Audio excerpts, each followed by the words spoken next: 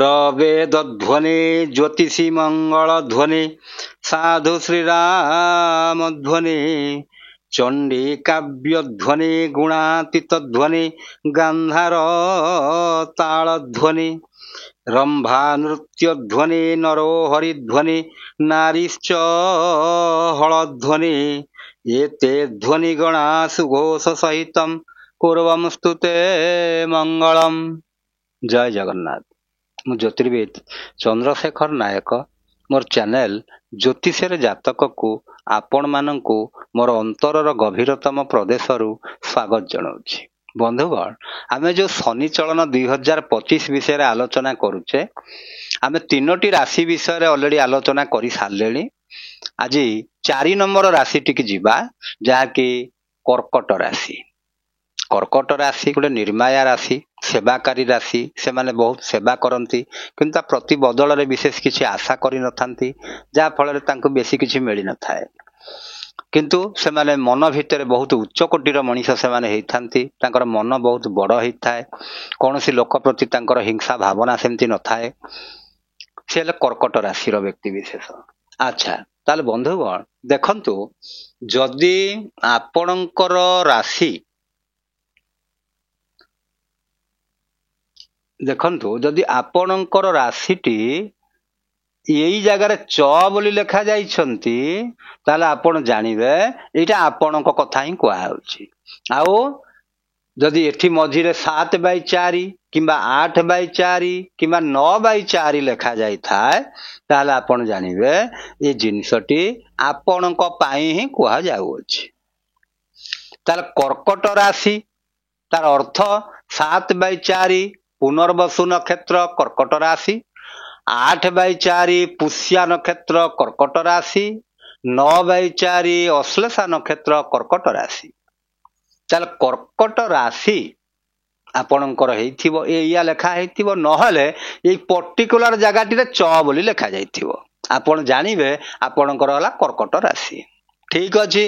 ताले कर्कट राशि हेले हमर जो शनि चलन हबो ता ऊपर कोन प्रभावटी पड़िबो।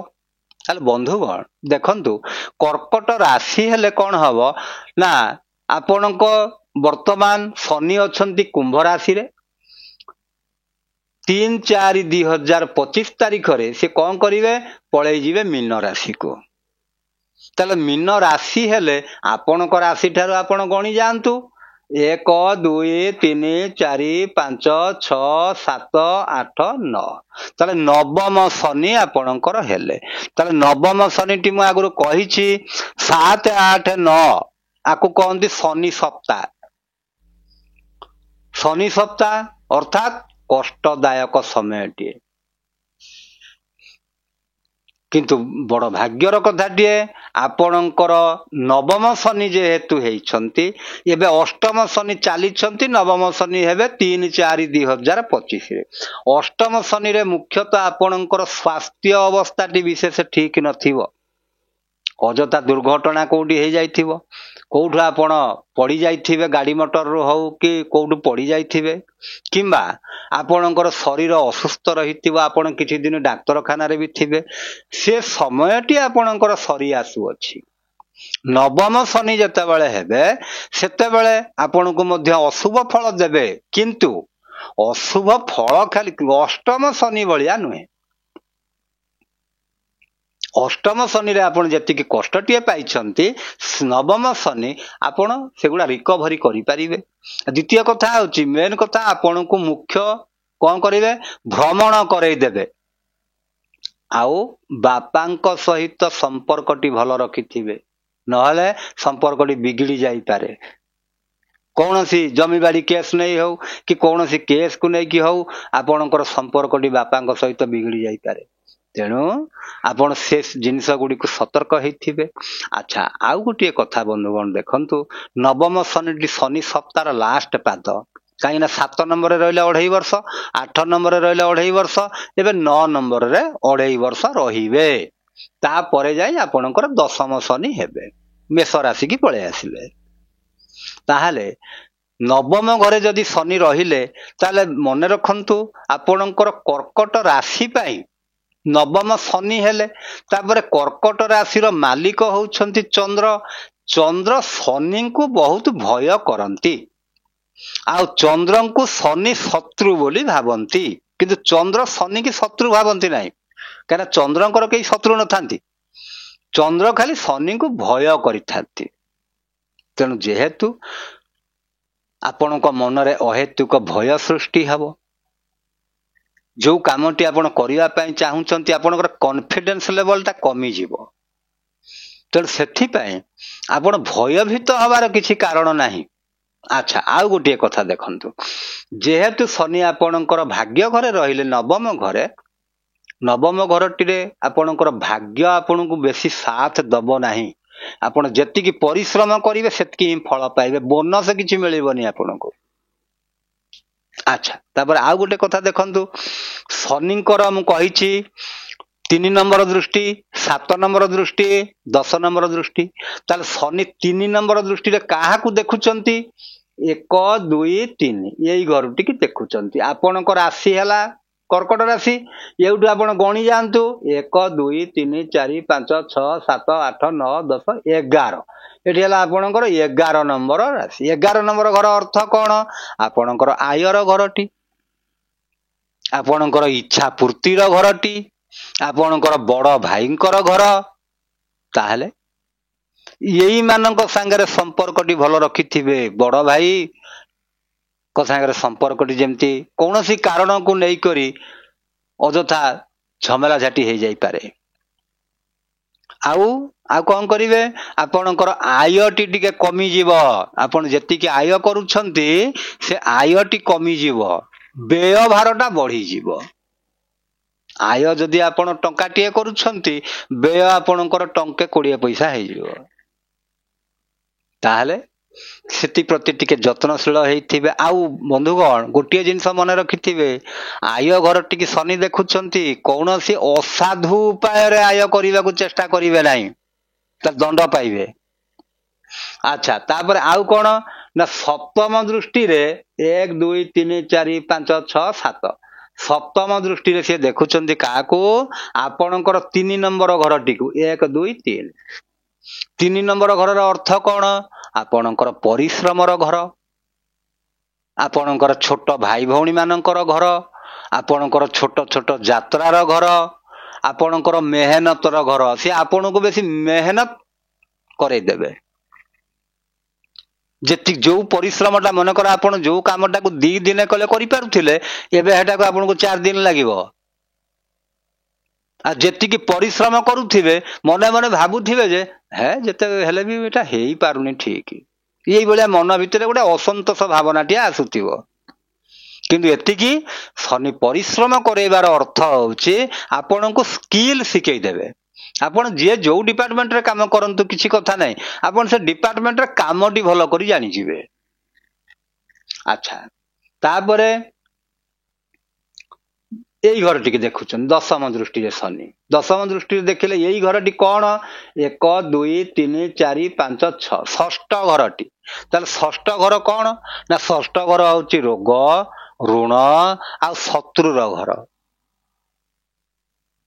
ତେଣୁ ରୋଗ ହିସାବରେ ଯଦି ଆମେ ଆଲୋଚନା କରିବା, ଶନି ହେତୁକ ଆପଣ କୌଣସି ରୋଗର ସମ୍ମୁଖୀନ ହେଇପାରନ୍ତି, ଯାହା ଫଳରେ କି ଆପଣ ସେଥିପ୍ରତି ଯୋଉ ଡାକ୍ତରଖାନା ଖର୍ଚ୍ଚଟି ବଢିଯିବ ବୋଲି କହୁଥିଲି, ତାମାନେ ସେଇ ରୋଗ ହେତୁକ ହବ। କିନ୍ତୁ ଆପଣ ଯଦି ଠିକ କାମ କରୁଥିବେ, ସ୍ୱାସ୍ଥ୍ୟ ପ୍ରତି ଯତ୍ନ ନେଉଥିବେ, ତାହେଲେ ଆପଣଙ୍କୁ ସେ ବେମାରୀ ହେବ ନାହିଁ।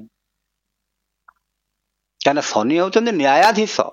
ଆପଣ ଯଦି 10 ଟଙ୍କାର ଭୁଲ ଗୋଟିଏ କଲେ, ଶନି ଆପଣଙ୍କୁ 50 ଟଙ୍କାର ଫଳ ଗୋଟିଏ ଦେଇଦେବେ, ମାନେ ଅଶୁଭତା ଦେଖେଇଦେବେ। ଆଚ୍ଛା, ତାହେଲେ କଣ ହେଲା ବନ୍ଧୁଗଣ, ଦେଖନ୍ତୁ ସ୍ୱାସ୍ଥ୍ୟ ବିଷୟରେ ଗଲା ପରେ ଏବେ ଦେଖିବା ଆମେ ଶିକ୍ଷା ବିଷୟରେ। ତାହେଲେ କର୍କଟ ରାଶିର ଯେଉଁ ଛାତ୍ରଛାତ୍ରୀ ମାନେ ଅଛନ୍ତି, ତାଙ୍କ ପାଇଁ ଶିକ୍ଷା କ୍ଷେତ୍ରଟା କେମିତି ରହିବ?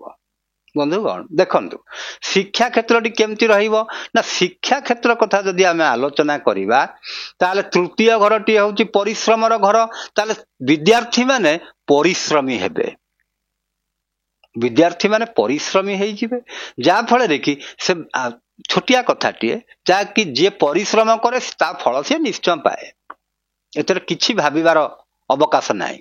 ତାହେଲେ ଦେଖନ୍ତୁ ବନ୍ଧୁଗଣ, ତାହେଲେ ଯୋଉମାନେ ଶିକ୍ଷାର୍ଥୀ ଅଛନ୍ତି ତାଙ୍କ ପାଇଁ ସମୟଟି ଅନୁକୂଳ ରହିବ, କିନ୍ତୁ ଛୁଆମାନେ ଭଲ କରି ପରିଶ୍ରମ କରିବ। କେବେ ହେଲେ ପରିଶ୍ରମରୁ ବିରତ ହବ ନାହିଁ, ଆଉ କେବେ ସର୍ଟକଟ ବାଟ ଖୋଜିବ ନାହିଁ। କେମିତି କପି କରିକି ପାସ୍ କରିଯିବି, ନା ନା, ସେ ବୁଦ୍ଧି ମୋଟେ ମୁଣ୍ଡରେ ପୁରେଇବ ନାହିଁ। ଆଚ୍ଛା, ତାପରେ ଆମେ ଯଦି ଦେଖିବା ଯେଉଁମାନେ ଚାକିରି ବାକିରି କରିଛନ୍ତି ତାଙ୍କ ପାଇଁ ମଧ୍ୟ ଅନୁକୂଳ ସମୟଟିଏ ଆସୁଛି। ସେମାନେ ମଧ୍ୟ ଚାକିରି ବାକିରି କ୍ଷେତ୍ରରେ ଠିକ କରିପାରିବେ, କିନ୍ତୁ ତାଙ୍କୁ ବେଶୀ ପରିଶ୍ରମ କରିବାକୁ ପଡ଼ିବ। ଆଉ ଖରାପ କାମ କରିବେ ନାହିଁ। ଖରାପ କାମ ଯଦି କରିବେ ନିନ୍ଦାଟି ପାଇବେ।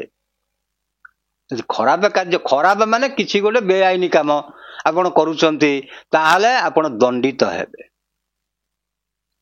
ଯେଉଁମାନେ ପ୍ରମୋସନ ପାଇବା ପାଇଁ ଚାହୁଁଛନ୍ତି ତାଙ୍କୁ ଆଉ 2 ମାସ ଅପେକ୍ଷା କରିବାକୁ ପଡ଼ିବ। ହଉ, ଠିକ ଅଛି ବନ୍ଧୁଗଣ।